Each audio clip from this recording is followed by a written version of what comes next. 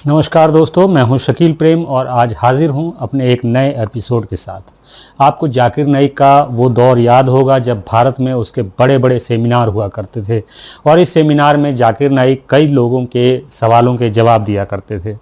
Piece TV के जरिए ये प्रोग्राम आम मुसलमानों तक पहुंचता था और मुसलमानों को लगने लगा था कि जाकिर से बड़ा इस्लामिक स्कॉलर इस धरती पर कोई दूसरा है ही नहीं। जाकिर नाइक के पास हर सवाल का एक रटा रटाया जवाब तैयार होता था। हर जवाब के लिए वो कुरान की घिसी पिटी आयतों का हवाला देता था और अंधभक्त लोग उसके इस हथकंडे पर तालियां पीटते थे। जाकिर नाइक के झूठ पर तालियां पीटने वाली जमात को मालूम ही नहीं चला कि जाकिर नाइक ने उनकी एक पीढ़ी को नालायक बना दिया। मुफ्ती यासिर वाजिदी साहब भी जाकिर नाइक जैसे एक फर्जी स्कॉलर हैं जो आजकल मुसलमानों के बीच काफ़ी पॉपुलर हैं। जो मुसलमान आज इन्हें अपना रहनुमा मानते हैं उन्हें मालूम ही नहीं कि ऐसे लोग मुसलमानों की कई पीढ़ियों के दिमाग में जहालत भर कर चले जाएंगे। जाकिर नाइक और यासिर वाजिदी की पीढ़ियां तो मलेशिया और अमेरिका में ऐश करेंगी, लेकिन इन फर्जी रहनुमाओं के चक्कर में पड़कर आम मुसलमानों का क्या, उनकी पीढ़ियां तो जहालत के कुएं से उबर ही नहीं पाएंगी। दुनिया में बढ़ती नास्तिकता या अथिज्म पर आजकल यासिर वाजिदी साहब बेहद खौफजदा हैं, क्योंकि अथिज्म ऐसी विचारधारा है जो हर तरह की विचारधारा को साइंटिफिक टेम्पर के साथ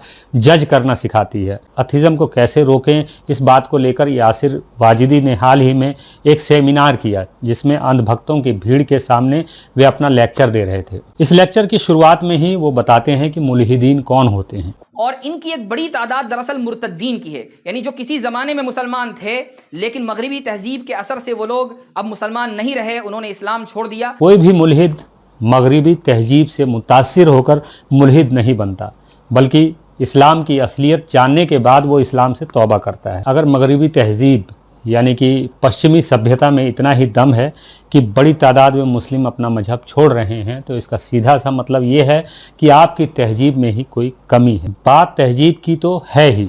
Pakistan, Bangladesh, Iran, Iraq, Saudi Arab जैसे 58 मुस्लिम देश हैं, लेकिन इन मुल्कों में डेमोक्रेसी, वुमेन राइट्स, लिखने बोलने की आज़ादी जैसी बातों के लिए कोई जगह ही नहीं।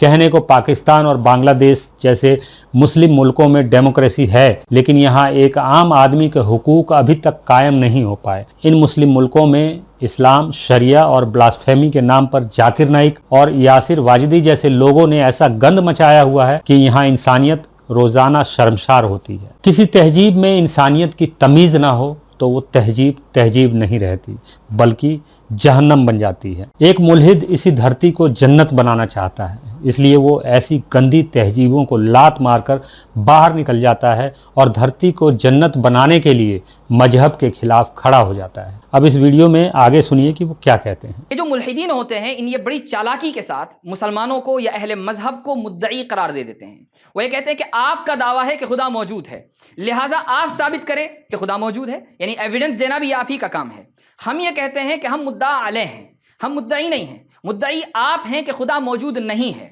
आप इस चीज़ का दावा कर रहे हैं, लिहाजा दलील आपको देनी है, हमें डिफेंड करना है। और दलील उसकी यह है, यानी आप मुद्दाई और हम मुद्दा अलैह इसलिए हैं कि जो तारीफ है मुद्दा अलैह की, वो ये कि मुद्दा अलैह वो शख्स है कि जिसके असल जिसके साथ हो, मन साअदहु ज़ाहिर, वो मुद्दा अलैह है। ये फ़िक़्ही किताबों में लिखा हुआ है और ये कोई सिर्फ फ़िक़्ही मसला नहीं है, बल्कि अगर आप किसी लीगल एक्सपर्ट से पूछेंगे वो भी यही बताएगा। उसकी मिसाल हिदाया में लिखी हुई है कि अगर कोई शख्स किसी मकान में रहता है और कोई शख्स बाहर से आकर ये कहे कि ये मकान मेरा है, तो जो शख्स जिसके कब्ज़े में मकान है दरअसल वो मुद्दा अलैह है। वो दलील उसको नहीं देनी है, उसको एविडेंस नहीं देना है, उसको कागज़ नहीं दिखाने हैं, उसको पेपर्स और डॉक्यूमेंट्स नहीं दिखाने हैं। जो शख्स बाहर खड़ा हुआ है जिसके कब्ज़े में मकान नहीं है, उसको ये साबित करना है कि ये मकान मेरा है। चूँकि ज़ाहिर जो है वो हिमायत कर रहा है या मुआवनत कर रहा है उस शख्स की जिसके कब्ज़े में मकान है, तो वो शख्स मुद्दा अलैह है। इस तरीके से आप मुद्दई और मुद्दा अलैह की हैसियत का तायुन करेंगे। पहली बात तो ये कि अथीस्ट कोई दावा करता ही नहीं है। दावा तो मजहबी गिरोहों का है, सैकड़ों मजाहिब और उनके सैकड़ों खुदा, लेकिन किसी भी मजाहिब के पास अपने खुदा को साबित करने का कोई तरीका नहीं है। ख्यालों में सैकड़ों खुदा ईजाद हो गए, लेकिन इन खुदाओं का सबूत किसी के पास नहीं। सबके पास अपने बड़े बड़े खुदाओं के बड़े बड़े दावे ही हैं। फर्जी खुदाओं के ये फर्जी दावे अंधभक्तों के लिए तो काफ़ी होते हैं, लेकिन बुद्धि वालों को हजम नहीं होते। हर माशरे में मुट्ठी भर लोग ऐसे भी होते हैं जो दकियानूसी विचारों पर नहीं चलते। ऐसे लोगों को ही मुल्हिद, अथीस्ट या नास्तिक कहा जाता है। नास्तिक हर झूठी बात पर सवाल करता है। साइंटिफिक जवाब नहीं मिलने पर वो उन झूठे मजहबी दावों को खारिज कर देता है और कहता है कि मैं तुम्हारे खुदाओं को नहीं मानता। बात बस इतनी सी है, नास्तिक ने कभी कोई दावा किया ही नहीं, ला इलाहा इल्लल्लाह मुहम्मदुर रसूलुल्लाह, ना कोई माबूद सिवा अल्लाह के और हज़रत मोहम्मद अल्लाह के रसूल हैं। ये दावा मुल्हिद ने तो नहीं किया। मुल्हिद इस दावे को खारिज करते हुए कहता है कि ला इलाहा ला रसूल, ना अल्लाह है और ना कोई रसूल है। ये मुल्हिद का दावा नहीं, बल्कि आपके फर्जीवाड़े पर एक नास्तिक का रिएक्शन है। मकान में रहने वाला दावा करे कि ये मकान मेरा है और कोई बाहर से आकर कहे कि ये मकान मेरा है, तो दोनों को कोर्ट में सबूत देना होगा कि मकान किसका है। लेकिन ये उदाहरण मुल्हिद के ऊपर कैसे फिट हो सकता है? आप जिस मकान या मजहब में हो, मुल्हिद का तो उस पर कोई दावा ही नहीं, वो तो उस मकान को छोड़ चुका है। मुल्हिद को तो इस बात से फ़र्क ही नहीं पड़ता कि आप जिस मकान के दावेदार हैं उस मकान की ना तो ज़मीन है, ना छत है, ना दीवारें। यासिर वाजिदी साहब के सामने बैठी अंधभक्तों की भीड़ पर गौर कीजिए। यही मदरसा छाप नौजवान यासिर वाजिदी के कुतर्कों को सच मान सकते हैं। बाकी के लोगों को पता है कि यासिर वाजिदी कितना बड़ा झूठ बोल रहे हैं। अगर कोई ये दावा करे कि उसने रेगिस्तान में ऊँट देखा, तो कोई इस दावे के खिलाफ क्यों जाएगा? भले ही उस आदमी ने रेगिस्तान में ऊँट ना देखा हो, लेकिन उसकी इस बात को मानने या नकारने से किसी को कोई फर्क नहीं पड़ता। Extra ordinary claim require extra ordinary evidence. आपका दावा जितना बड़ा होगा, आपको सबूत भी उतना ही बड़ा देना होगा। अब कोई आदमी ये दावा करे कि उसने रेगिस्तान में एक ड्रैगन देखा, उस ड्रैगन की पीठ पर एक ऊदबिलाव था और उस ऊदबिलाव के हाथों में एक किताब थी जिसे वो पढ़ रहा था। ये शख्स अपने इस दावे को लोगों पर थोपना शुरू कर देता है और चाहता है कि दुनिया उसकी बात मान जाए। वो चिल्ला चिल्ला कर कहता है कि नहीं कोई माबूद सिवाय ड्रैगन के, और ऊदबिलाव ड्रैगन के रसूल हैं और उनके हाथ में जो किताब है वो ड्रैगन की आखिरी किताब है। अब एक आदमी वो है जो इस ऊदबिलाव वाली बात पर यकीन नहीं रखता और कहता है मैं तुम्हारी इस कहानी को सिरे से नकारता हूँ। ना कोई ड्रैगन है, ना कोई ऊदबिलाव है और ना ही कोई ड्रैगन की आखिरी किताब। अब आप ये बताएं कि ड्रैगन और ऊदबिलाव वाला दावा करने वाले आदमी को सबूत देना होगा या जिसने उस आदमी की गप का इनकार किया उसे सबूत देना होगा? मैंने एक मुल्हिद से सवाल किया, जब उसने मुझसे ये मुतालबा किया तो मैंने उससे ये कहा कि ठीक है, हम अपनी हैसियतों का तयन करते हैं, मुझे ये बताओ कि असल किसके साथ है? असल किसके साथ है? असल उसी के साथ है जिसके पास साइंस है, टेक्नोलॉजी है, साइंटिफिक टेम्पर है। जो आज भी ड्रैगन की पीठ पर बैठे ऊदबिलाव और उसकी किताब पर यकीन करता है, वो असल या असलियत के करीब भी नहीं हो सकता। तुम मुझे इस दुनिया में कोई एक ऐसी मिसाल दो, छोटी या बड़ी, कि कोई ऐसी चीज़ हो कि जो खुद ब खुद वजूद में आ गई हो, अचानक वो खुद ब खुद सामने आ गई और लोगों ने उसको तस्लीम कर लिया, वो किसी के बनाने से नहीं बनी। अगर कोई एक मिसाल भी तुम मुझे दे दोगे तो ये मान लूँगा कि मैं मुद्दई हूँ और तुम मुद्दा अलैह हो, लेकिन तुम ऐसी कोई मिसाल दे नहीं सकते। लिहाजा असल मेरे साथ है कि इस दुनिया की तख्लीक हुई है, ये असल है। इस दुनिया की तख्लीक नहीं हुई है, ये असल नहीं है। मैं चूंकि असल के साथ हूँ, लिहाजा मैं मुद्दा अलैह हूँ और आप मुद्दई हैं। और जब आप मुद्दई हैं तो एविडेंस देना आपकी जिम्मेदारी है, मेरी जिम्मेदारी नहीं है। अब वो यहाँ फंस गया, चूंकि उसको मालूम था कि वो सुबह क़यामत तक ऐसी दलील क़तई नहीं दे सकता कि जो खुदा के आदम वजूद पर दलालत करती हो। ऐसी दलील क़तई है ही नहीं, शुबहात हैं।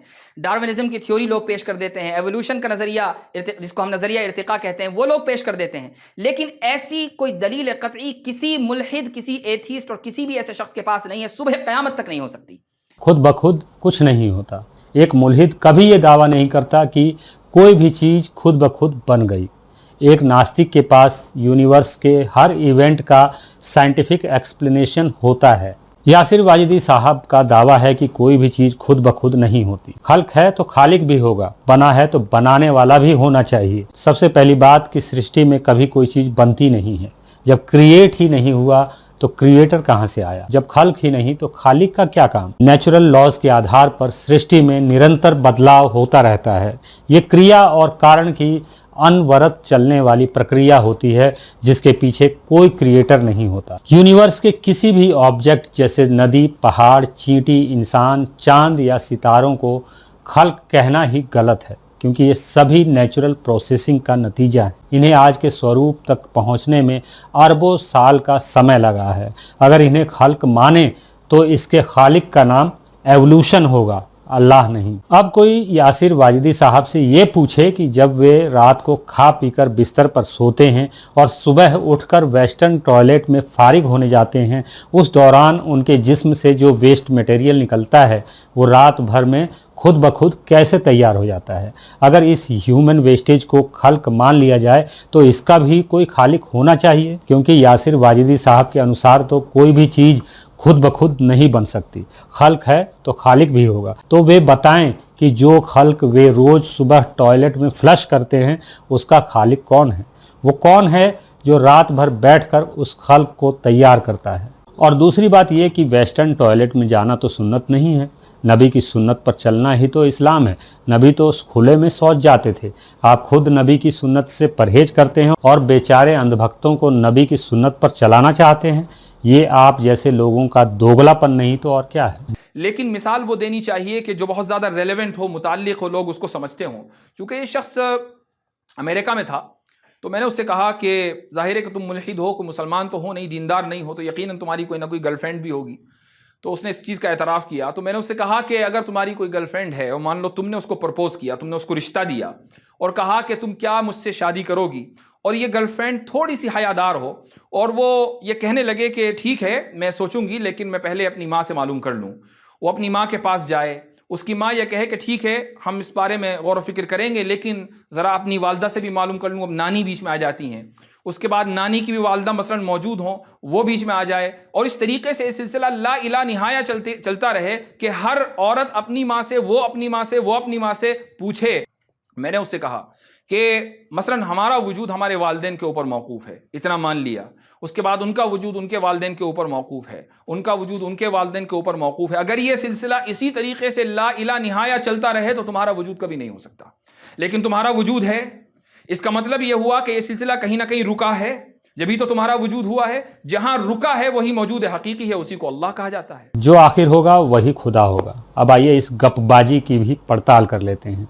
मेरी माँ, उनकी माँ, फिर उनकी माँ। अगर इस सिलसिले को फॉलो करते हुए मैं वक्त में 25,000 साल पीछे जाऊं या लगभग 1,000 पीढ़ी पीछे जाऊं तो मुझे मेरी ये वाली नानी मिलेगी। अगर मैं तकरीबन 2.5 लाख साल पीछे चला जाऊं यानी कि लगभग 10,000वीं पीढ़ी पीछे तो मुझे मेरी ये वाली नानी मिलेगी। इसी तरह अगर मैं तकरीबन 25 लाख साल पीछे चला जाऊं यानी कि 1 लाखवीं पीढ़ी पीछे तो मुझे मेरी ये वाली नानी मिलेगी जिसका नाम लूसी है। यहाँ मेरी प्रजाति होमो सेपियंस भी जुदा हो चुकी है, फिर भी मेरा इस औरत से जेनेटिक रिश्ता है। 2.5 करोड़ साल पीछे जाने पर मेरी नानी की प्रजाति कुछ ऐसी थी और वो जंगलों में दूसरे जानवरों के बीच अपनी प्रजाति के साथ सरवाइव करती थी। 25 करोड़ साल पीछे जाने पर मेरे पूर्वजों का पूरा स्वरूप ही अलग था, कुछ ऐसा। तकरीबन 2.5 अरब साल पहले समुद्र की गहराइयों में मेरे पूर्वज कुछ इस रूप में थे। ये वो वक्त था जब जमीन पर जिंदगी का नामो निशान भी नहीं था। उस वक्त की ज़मीन एक विशाल महाद्वीप के रूप में थी जिसे पेंजिया कहा जाता है, और ये ज़मीन इस काबिल नहीं थी कि ये ज़िंदगी को पाल सके। मैं वक्त में 3 अरब 80 करोड़ साल पीछे जाऊं तो इस वक्त मेरे पूर्वज जीव थे ही नहीं। ये वो वक्त था जब एमिनो एसिड जैसे लाइफ सपोर्टिव एलिमेंट्स आपस में जुड़कर ज़िंदगी की बुनियाद तैयार कर रहे थे। इसके पीछे जाने पर ज़िंदगी नाम की कोई चीज़ पृथ्वी पर एग्जिस्ट ही नहीं करती थी। तो अब यासिर वाजिदी साहब बताएं कि इंसानियत की शुरुआत को हम कहाँ ढूंढने जाएं। यहाँ तो कोई शुरुआत ही नहीं। केवल 70 पीढ़ी पहले यानी कि 610 ईस्वी तक तो आपका अल्लाह ही वजूद में नहीं था, और 1000 पीढ़ी पीछे जाने पर दुनिया के किसी भी मजाहिब का कोई भी खुदा पैदा ही नहीं हुआ था, क्योंकि तब इंसान जंगलों और गुफाओं में रहता था और उसके लिए मजहब से बड़ी बात सर्वाइवल के लिए उसकी जद्दोजहद थी। मजहब तो तब पैदा होने लगे जब इंसान ने खेती करनी शुरू कर दी। तकरीबन 10 से 15,000 साल पहले खेती की शुरुआत के साथ ही सर्वाइवल के लिए इंसान का भटकना बंद हो गया, और यही वो दौर था जब गांव बसने शुरू हुए। दिमाग भी तभी चलता है जब पेट भरा हुआ होता है।